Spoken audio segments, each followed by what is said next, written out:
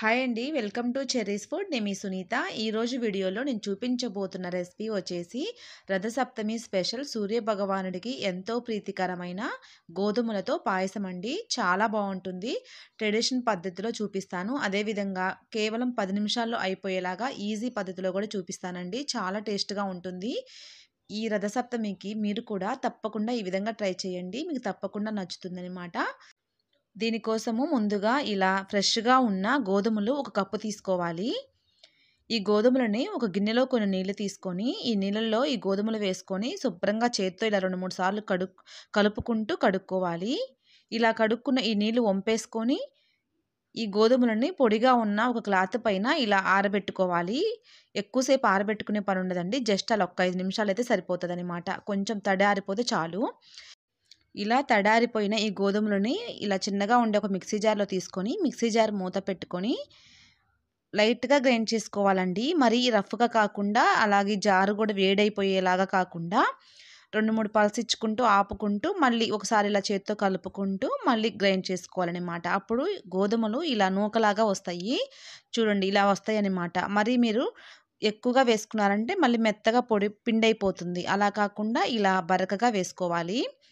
మీ దగ్గర ఇలా ఇంత శ్రమ ఎందుకనుకున్నట్లయితే, మీ దగ్గర గోధుమ నూక గనక ఉన్నట్లయితే దాంతో అయినా చేసుకోవచ్చండి. కానీ ఇలా చేస్తే పాయసం చాలా బావుంటుంది. మరి మెత్తగా ముద్దలాగా ఉండకూడదండి. అలా అని మరి పిండిలాగా కూడా కాకుండా ఇలా బరకగా గ్రైండ్ చేసుకోవాలి. ఇలా మిక్సీ పట్టుకున్న ఈ గోధుమ నూకని ఇలా ప్లేట్‌లో వేసుకొని చేత్తో ఇలా 2, 3 సార్లు బాగా నలపాలనమాట. ఎందుకంటే గోధుమలకి పైన చాలా పొట్టు ఉంటుందండి. ఆ పొట్టంతా కూడా ఇప్పుడు మనం చెరుక్కుంటే పోయిద్దనమాట. ఇలా ప్లేట్‌లో వేసుకొని ఇలా అన్నామంటే చూడండి ఎంత పొట్టొస్తదో. ఈ పొట్టంతా పోతేనే మనకి పాయసం చాలా బావుంటుంది. ఈజీగానే ఉంటుందండి. ఇలా పొట్టంతా పోయిన తర్వాత ఈ గోధుమ నూకని పక్కనుంచుకోవాలి. ఇప్పుడు స్టవ్ వెలిగించుకొని ఒక బాండీ పెట్టుకొని అందులో ఒక స్పూన్ నెయ్యి వేసుకొని, మనం మిక్సీ పట్టుకొని పక్కనుంచుకున్న ఈ గోధుమ నూక ఉంది గదా! ఈ నెయ్యిలో వేసుకొని స్టవ్ లో ఫ్లేమ్‌లో పెట్టుకొని ఇలా గరిటెతో కలుపుకుంటూ కొంచెం సేపు వేగనివ్వాలి. మంచిగా ఏగనివ్వాలండి. ఇలా మంచిగా వేగిపోయిన తర్వాత ఇందులో ఒక గుప్పెడు పెసరపప్పు కూడా శుభ్రంగా కడుక్కొని వేసుకోవాలి.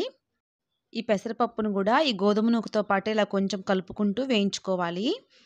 ఇలా వేయించుకున్న ఈ గోధుమ నూకని, పెసరపప్పుని ఒక కుక్కర్ గిన్నె తీసుకొని కుక్కర్‌లో వేసుకోవాలి. మనము ఏ కప్పుతో అయితే గోధుమలు తీసుకున్నామో అదే కప్పుతో 1 కప్పు నీళ్లు, 2 కప్పులు పాలు తీసుకొని ఈ కుక్కర్ మూత పెట్టుకొని, విజిల్ పెట్టుకొని స్టవ్ పైన 3 విజిల్స్ వచ్చే వరకు ఉడికించుకోవాలి లో ఫ్లేమ్‌లో పెట్టుకొని. మీరు కుక్కర్‌లో కాకుండా విడిగా అయినా ఉడికించుకోవచ్చండి. సేమ్ అదే నీళ్లు, అదే పాలు పోసుకొని విడిగా గిన్నెలో అయినా స్టవ్ లో ఫ్లేమ్‌లో పెట్టుకొని ఉంచుకున్నామంటే ఒక 15 మినిట్స్, 20 మినిట్స్‌లో ఉడికిపోతుందనమాట. చూడండి కుక్కర్‌లో 3 విజిల్స్ వచ్చిన తర్వాత, ఆవిరంతా పోయిన తర్వాత కుక్కర్ మూత తీసి చూసామంటే మంచిగా ఉడికిపోయింది. ఇప్పుడు ఇందులోనే అదే కప్పుతో 1 కప్పు వరకు బెల్లం తురుము వేసుకోవాలి. ఇప్పుడు స్టవ్ వెలిగించుకొని, స్టవ్ లో ఫ్లేమ్‌లో పెట్టుకొని ఈ బెల్లం తురుముని ఈ పాయసంలో అంతా కలిసేలాగా కలుపుకుంటూ ఈ గడ్డలన్నీ కరిగేలాగా కరిగించుకోవాలి. మీరు కావాలంటే ఈ బెల్లంని విడిగా కరిగించుకొని కూడా ఇందులో పోసుకోవచ్చనమాట. ఇలా బెల్లం కొంచెం కరిగిన తర్వాత ఇందులో పచ్చి కొబ్బరి ఇలా సన్నగా ముక్కలుగా తురుముకొని వేసుకోవాలి. మీకు ఏ సైజులో ముక్కలు కావాలో ఆ సైజులో వేసుకోండి. చిన్న చిన్న ముక్కలుగా ఇలా సన్నగా కట్ చేసుకొని వేసుకోవాలి. అప్పుడు తినేటప్పుడు కూడా బావుంటాయి. ఇలా పచ్చి కొబ్బరి ముక్కలు వేసుకున్నాక కూడా కొంచెం సేపు ఇలా ఉడికించుకోవాలి పాయసంని. ఈ బెల్లమంతా కరిగిపోయి కొంచెం దగ్గరగా అవుతదనమాట. ఈ పచ్చి కొబ్బరి ముక్కలు కూడా కొంచెం ఉడుకుతాయి. మనం తినేటప్పుడు కూడా చాలా టేస్ట్‌గా చాలా బావుంటాయండి.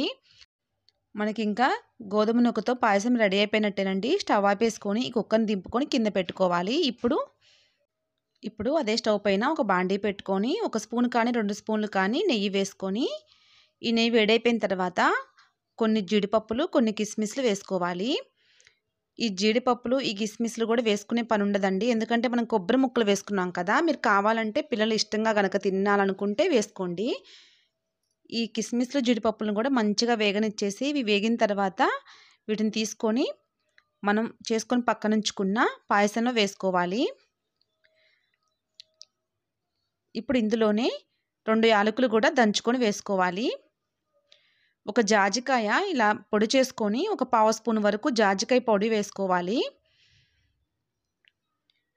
కొంచెం ఒక చిటికెడు ఉప్పు వేసుకోవాలి. మనకి తీపిలో కొంచెం ఉప్పు వేసుకుంటే బావుంటుందండి తినేటప్పుడు. మీరు ఇష్టమైతే వేసుకోండి. ఒక చిటికెడే వేసుకోవాలి. ఎక్కువ వేసుకోకూడదు.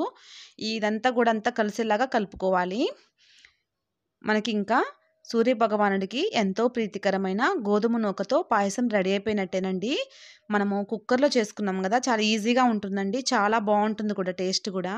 మీరు కూడా ఈ రథసప్తమికి తప్పకుండా ఈ విధంగా సింపుల్‌గా గోధుమ నూకతో పాయసం ట్రై చేయండి. మీకు తప్పకుండా నచ్చుతుంది. ఈ వీడియో మీకు నచ్చితే తప్పకుండా లైక్ చేయండి. మీ ఫ్రెండ్స్‌కి ఈ వీడియోని షేర్ చేయండి. ఇలాంటి మంచి మంచి రెసిపీస్ కోసం చెర్రీస్ ఫుడ్ ఛానల్‌ని సబ్స్క్రైబ్ చేసుకోండి. ఓకే.